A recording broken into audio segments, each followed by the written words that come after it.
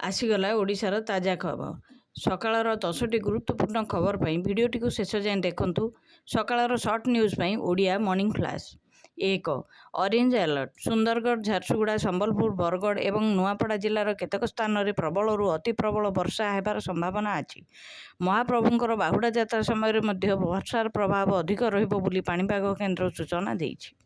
2 30टी निर्धारित पार्किंग स्थल ओडिशा पुलिस पक्षरु गाड़ीगुड़िक 30टी निर्धारित पार्किंग जोन करा जाइछि।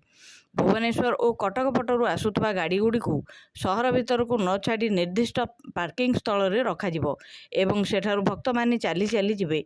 भक्त मानक सुविधा पाई पुरी पुलिस एक मोबाइल ऐप एवं गूगल मैप सह ट्रैफिक रूट संजोग करिछि, जहाँ द्वारा लाइव ट्रैफिक रो सूचना मिल पारिबो।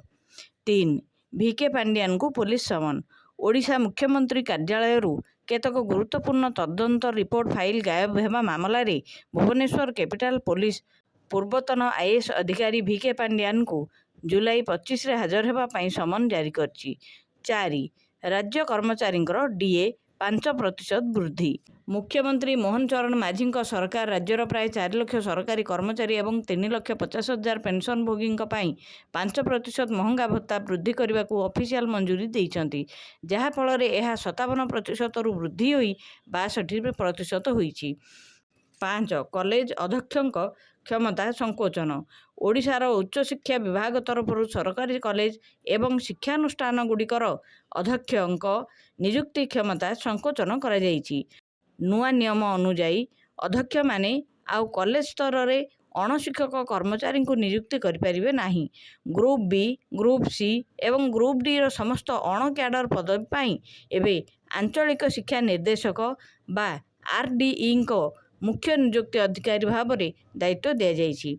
6 अभियोग प्रकोष्ठर समय बदलिला ओडिशार मुख्यमंत्री मोहन चरण माझींकर जनशुणाणी प्रकोष्ठ बा अभियोग प्रकोष्ठर समय सीमार गुरुत्वपूर्ण परिवर्तन करा जाइछि।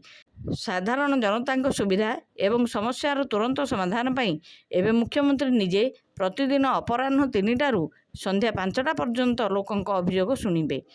7 ब्लैक स्पॉट चिन्हत राज्यर सड़क दुर्घटना रोकबा पाई परिवहन विभाग और पुलिस प्रशासन मिलित भाव में ओडिशार विभिन्न जातीय एवं राज्य राजपथ रे ब्लैक स्पॉट बा दुर्घटना प्रवण अंचल चिन्हट प्रक्रिया को जोरदार करछंती।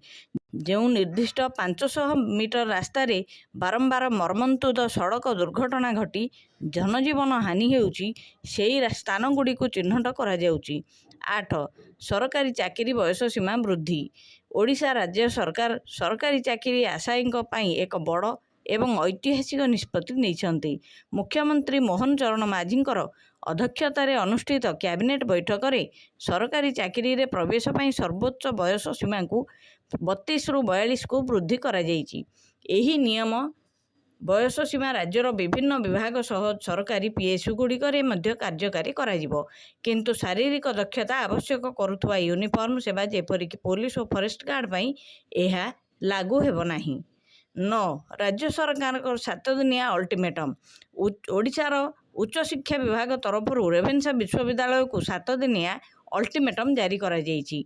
विश्वविद्यालय परिसर में थिबा सरकारी आवासिक क्वार्टर्स गुड़िकर बेआईन दखल उच्छेद एवं बाकी थिबा विद्युत और जलकर आदाय ने एक संपूर्ण अनुपालन रिपोर्ट दाखल करने को एक निर्देश दिया जाइछि। 10 शिशुर फुसफुस बाहरिला LED बल्ब भुवनेश्वर स्थित किम्स हॉस्पिटल रे जड़े 4 वर्षर शिशुकन्यार फुसफुस एक क्षुद्र LED बल्बर सफलता सह बाहर करा जाइछि। कौनसी बड़ ओपन सर्जरी न करी विशेषज्ञ दल अत्याधुनिक हाइब्रिड ब्रोंकोस्कोपी प्रणाली आपणाई यह जटिल अस्त्रोपचार को सफल करी शिशुटी को एक नुआ जीवन प्रदान करिसंती। यह थिला ओडिशार एही समयर मुख्य खबर। सकाळर सर्ट न्यूज पाई ओडिशा मॉर्निंग फ्लैश चैनल को लाइक शेयर एवं सब्सक्राइब करंतु। देखा हेबो आगामी बुलेटिन रे। रहुची धन्यवाद।